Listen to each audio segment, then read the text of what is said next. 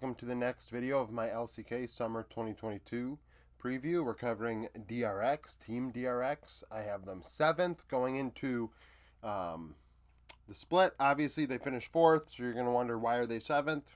That's a fair question. Like I said a couple days ago, I believe at least the stats indicate, and honestly, if you paid attention during spring, this is true. It was like musical chairs for who the 4th best team was between like a handful of teams, and it shows that in the stats as well. So, it's kind of pick your poison. I believe DRX benefited from the patch and meta towards the end of the regular season. The Jinx meta allowed Deft to go off, Jinx being one of his signature champions, got them into the playoffs. It really made a difference because the difference between DRX, Kwangdong, KT, Bro, and, not really HLE, are in Sandbox are kind of in their own, area. But 4th through 8th was really, really close. And it came down to the meta at the end, and that's what benefited DRX.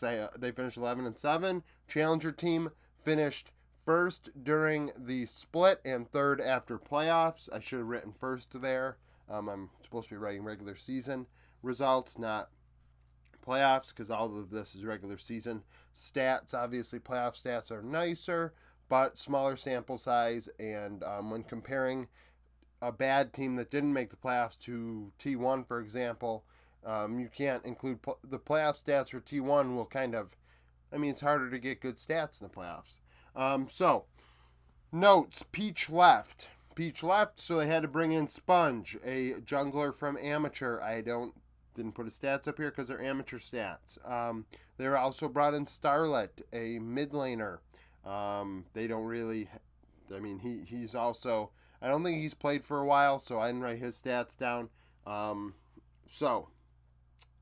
Top lane, Taeyun. Taeyun at times was okay, at other times kind of 249, 803, 53.1, kind of in the middle there. 8 CS per minute is where we want to be as a top laner. 53.1 is kind of in between. A little bit on the side of split push, 55, under 55, but that was the meta. 18.1% kill share. Makes sense, given his kill participation. 21.4% gold share is about where we normally see players. It makes sense given he was 8 CS per minute, had 18% of kills, played 11 champions in 40 games. Taeyun was okay for this team. I don't think he makes this team better, but he doesn't make them worse. I think he's just kind of average. Clear played in 1 game. Most of these players listed here only played 1 game of LCK time, but nevertheless, Clear not quite ready on the Gwen in that game. Under 7.5 CS per minute. He tried to split push and had his struggles. Pyoshik in the jungle. Pyoshik is really good. The problem is, I think he just kind of had an off. Actually, it finished 4th, but stat wise, kind of had an off split. 2.83 KDA, 542 CS per minute, 67 KP, about where you want to be. Around 5.5 is the middle for CS per minute. 70 is probably the middle for KP, so he's a little bit lower, but it kind of makes sense given his farming. You'd like those farming numbers to be slightly better. 18% kill share, 18% gold share, so return on investments there. Played 8 champions in 40 games, so didn't get too spread out within the meta. Like I said, Sponge didn't really play this past split in a big role. He played on an amateur team. Mid lane, Zika. So we continue with the young players on this team. Zika looked good. Similar to how we feel about Lava, Zika is another mid laner that honestly I feel kind of the same about. 5 KDA, 9 CS per minute, 64 KP, so he doesn't get as involved. 64%. You're farming pretty deep. You're farming very well. Hopefully over summer he can improve that, get more involved. 23.3% kill share, which is higher than his gold share, 22.7. So he's doing more work than his gold share would indicate. Played 14 champions in 40 games with those kind of numbers. Different than Karis that I mentioned in my HLE video. Clearly Zika can lane on the champions he's picking as of this point, where Karis could not. So Zika has surpassed him in mid. Obviously, both very young players.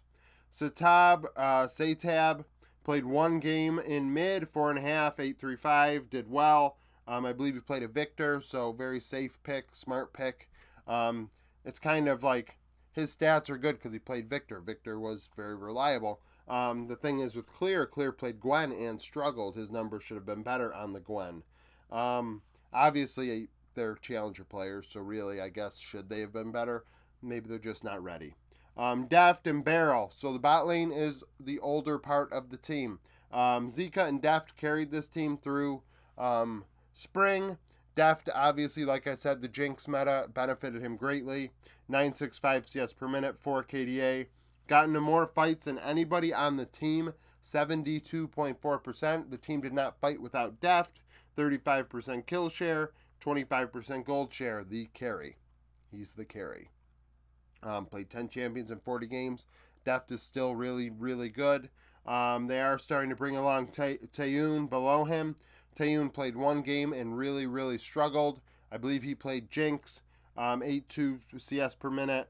Only got 25% of kill participation, which was a kill. He struggled in the one game he played. Playata. I'm going to go Playata. So Taeyun is the sub, so he only got one game of action, where Playata had 37 games of challenger games under his belt. Struggled, though. 8.6 CS per minute. In terms of laning, he struggled. KDA, though, 8.33. Very good KDA, a very good challengers team. Obviously, some of these players maybe need Summer to improve. Peach went to greener pastures. We'll see how they do without Peach, but, these players, if they can improve in Summer, maybe can push for a slot on an LCK team in 2023. 72.3 KP, 29.4 kill share, 22.6% gold share.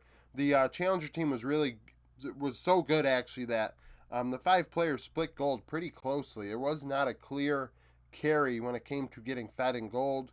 Playata being the carry when it came to kills. Played 8 champions at 37 games. I think Barrel struggled this past split. Numbers-wise, under 70% KP, 2.42 KDA, played 13 champions at 40 games. Is he bad? No. Barrel is still the upper half of Korean support. He just really struggled this past split. June, his one game was great on Lulu.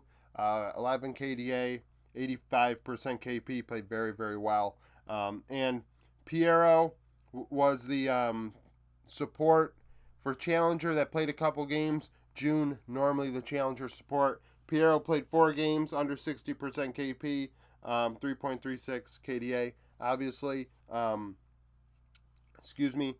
maybe they should start thinking about pairing Taeyun and June up more, because obviously they are the future for DRX in bot lane, behind Deft and Barrel. This team is 4th. Maybe that's kind of how they topped off. Like I said, I think it was very meta dependent.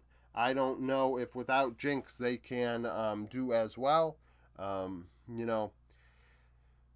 DRX were interesting at times and interesting towards the end of the split. So comment down below if you're a DRX fan. Do you think it was kind of the meta that got them into the playoffs? Like the video if you like it. Subscribe to the channel for daily League of Legends content as I continue my LCK Summer 2022 preview. Like I said, thank you for watching, and I hope you come back for more content.